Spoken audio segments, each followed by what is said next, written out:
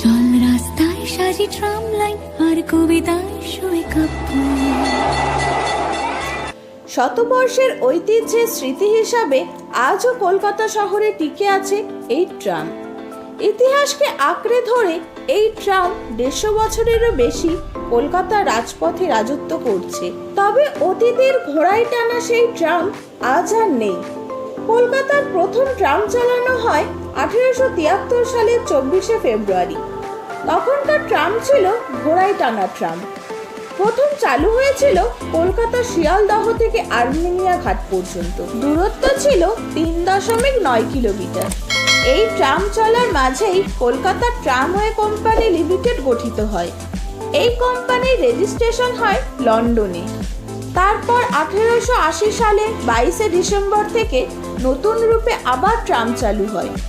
তখন এই ট্রাম চালু হয় ছোট্ট একটি বগি নিয়ে, আর সেটা টেনে নিয়ে যেত দুটি ঘোড়া। জনবহুল রাস্তায় ট্রামের ঘোড়া মাঝে মাঝে ভয় পেয়ে যেত, ফলে তাদের উল্টো পাল্টা দৌড়দৌড়িতে গাড়ি লাইনচ্যুত হবার মতো ঘটনাও ঘটতে দেখা যেত মাঝে মাঝে। এর ফলে আস্তে আস্তে ঘোড়ায় চালানো ট্রাম বন্ধ করে দেওয়া হয়। কলকাতায় ট্রাম প্রথম বিদ্যুতে চলাচল শুরু করে 1902 সালের 27শে মার্চ।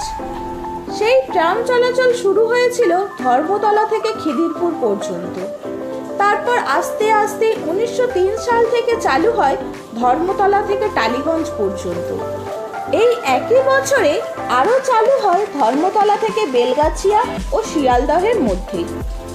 আর 1905 সালে চালু হয় ধর্মতলা থেকে কলেজ স্ট্রিট পর্যন্ত। আর 2017 সালে সেই ট্রাম রুট কমে দাঁড়ায় 15টিতে। ট্রামের সংখ্যাও হ্রাস পেয়ে দাঁড়ায় 65 থেকে 70টিতে।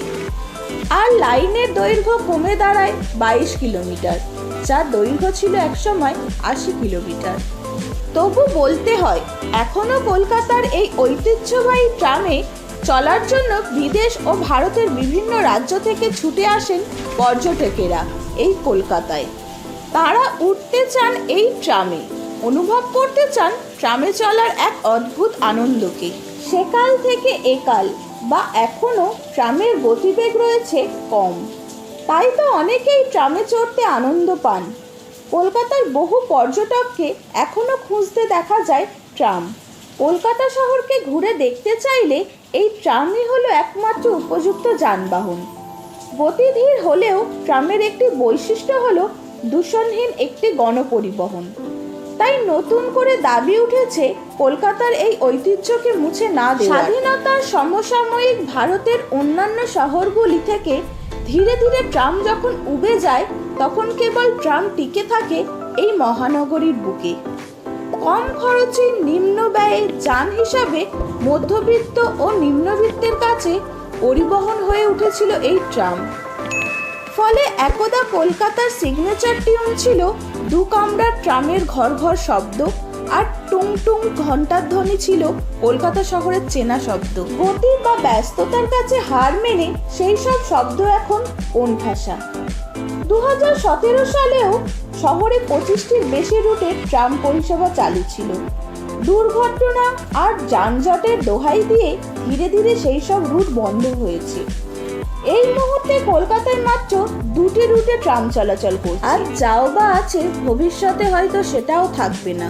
হয়তো জীবনানন্দ দাশ বেঁচে থাকলে বলতেন, এ শহর আমি চিনি না। আপনি শেষ ট্রামে চেপে কোথায় গেছেন আমাদের কমেন্টে জানাতে ভুলবেন না কিন্তু। অজানা ইতিহাস জানতে হলে আমাদের চ্যানেল গোলক মোটিভেশনকে ফলো করুন।